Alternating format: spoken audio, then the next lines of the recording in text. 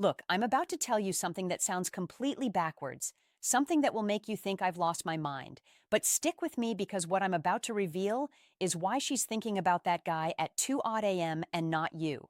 And by the end of this video, you'll discover the one thing he did that you're probably too afraid to try. Most guys think they need to be constantly on her mind through texting, calling, or showing up everywhere she is. They think if they just stay visible enough, she'll eventually fall for them. But here's what actually happens. She starts seeing you as predictable, safe, forgettable, and the worst part, you become the guy she texts when she's bored, not the guy she stays up thinking about. Now, I'm about to show you something that sounds cruel, something that might make you uncomfortable, but I promise you, by minute 4 of this video, you'll understand why this cruel tactic is actually the most honest thing you can do. Something that taps into a psychological trigger so powerful she won't even realize why she can't stop thinking about you. And here's the crazy part. The less you do, the more she'll obsess. I know that sounds impossible, but stay with me. By the end of this video, you'll understand exactly what makes a woman lose sleep over a man and how to become that man without playing games or being someone you're not. Because once you master this, you won't just be another guy in her phone. You'll be the one she can't get out of her head.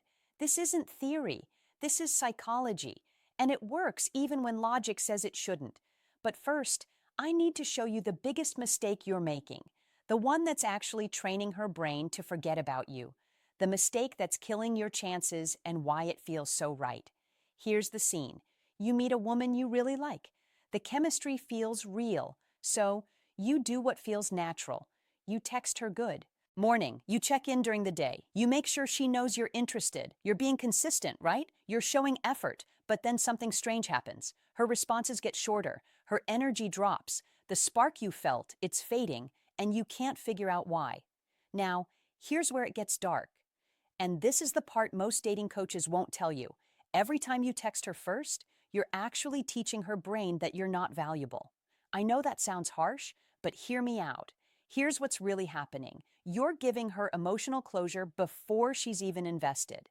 Think about the last show you binged on Netflix. Why did you stay up until 3 or an a.m. watching episode after episode because each episode left you hanging? The uncertainty kept you hooked. But what happens when you finish the series? You move on. You forget about it. There's no more tension. That's exactly what you're doing with your attention. You're giving her the entire season at once. No coiffeurs, no mystery, no reason to wonder about you. And here's the part that's going to blow your mind. Stay with me because what I'm about to reveal in the next 60 seconds will change how you see attraction forever. Women are attracted to emotional momentum, not emotional satisfaction.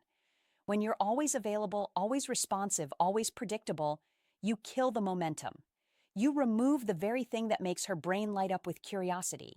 She's not thinking about you at night because she already knows exactly where you stand. She's got you figured out. And the human brain loses interest in puzzles it's already solved. But here's what you're really wondering. Is he seriously suggesting I ignore her? That can't work. Just wait. Because what I'm about to show you is not ignoring her. It's something far more powerful. And it's the exact technique that keeps you in her thoughts at 2 NJ 3 a.m. even when she's with other people. So if constant availability kills attraction, what creates the kind of tension that keeps you in her thoughts? That's where the real game begins, the one thing that makes her brain obsess. Warning, this feels wrong. Before we dive deeper, do me a favor.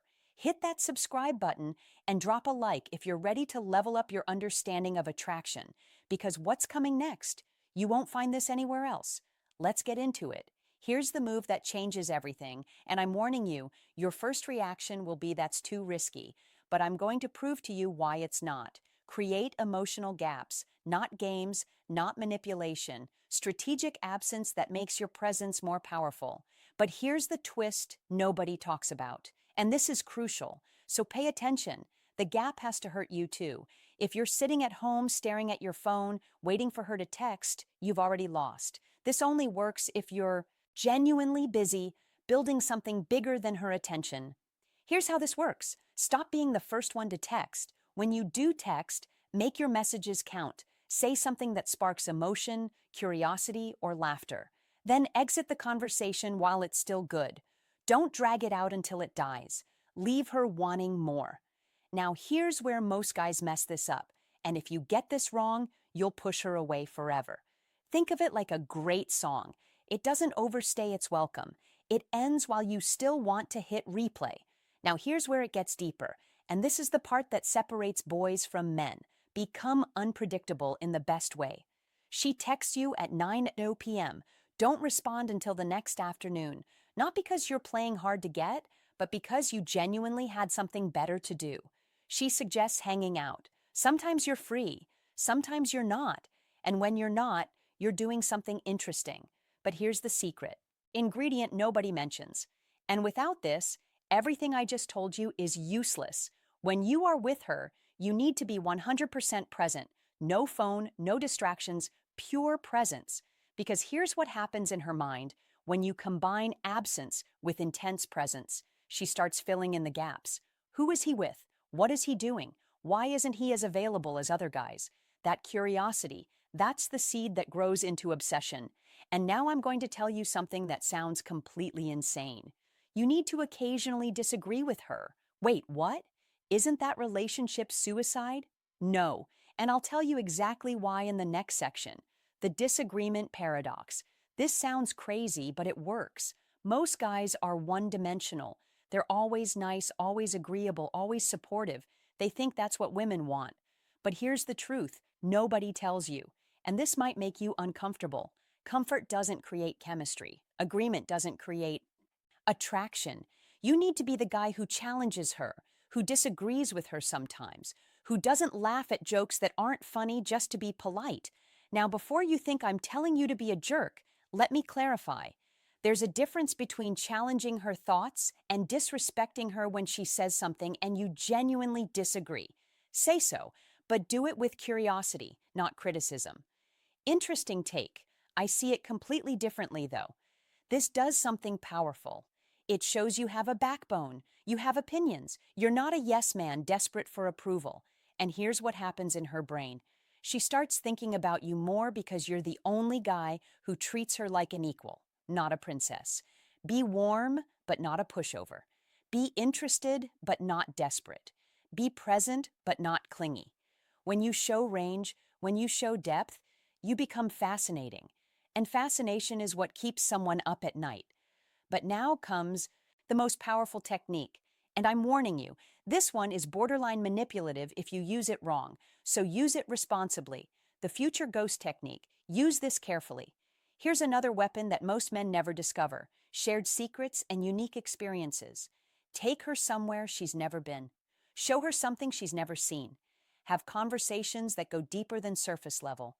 When you create memories that only exist between the two of you, you become impossible to replace. She might forget the guy who took her to dinner, but she'll never forget the guy who took her stargazing at 2 a.m. and talked about dreams and fears. But here's where it gets really powerful, and this is what I call the future ghost technique. You plant yourself in her future without committing to specific plans. We should check out that new place when it opens. You'd love this hiking trail. I know. We'll go when the weather's perfect. There's this book you need to read. I'll lend it to you next time. Notice something. You're creating future scenarios, but they're vague. They're possibilities, not promises. This plants you in her future without pressure, and her brain will keep returning to those possibilities when she's alone. She'll be lying in bed thinking, when is he going to take me to that place? Did he forget? Should I bring it up? And just like that, you're in her head at 2 a.m. But here's the critical part, and if you miss this, the whole thing backfires. You can't do this with every conversation. It has to be rare, special, unexpected. Now, here's the timeline that most guys get completely wrong, and getting this wrong will ruin everything. The timing that makes or breaks everything. When you pull back strategically, give it time, real time. Not 2 days, not a week. Give her 2 to 4 weeks to actually feel your absence. Wait, 2 to 4 weeks? Are you insane? She'll forget about me. That's what you're thinking right now, isn't it? But here's the truth. If she forgets about you in 2 weeks, she was never interested to begin with, and you need to accept that. But if there was real chemistry, if you created real memories, she won't forget. She'll wonder during that time. Level up, hit the gym harder, learn something new, expand your social circle, post moments that show growth. And here's the psychological trick that makes this work. When you come back into her world, you're not the same guy who left. You're better, more centered, more attractive. She sees your transformation and thinks, did I miss my chance with him? And that transformation, that's what makes her realize what she almost lost. But here's what you're probably wondering. What if I do all this and she still doesn't care? Then you have your answer, and you saved yourself months, maybe years of chasing someone who was never going to choose you. The bigger picture, why this changes everything. Listen, this isn't about making her chase you for your ego. It's about understanding that attraction isn't logical. It's psychological, and the psychology is clear. People value what they have to work for. They obsess over what they can't fully have. They think about what's uncertain. When you master this, you're not just getting one woman to think about you.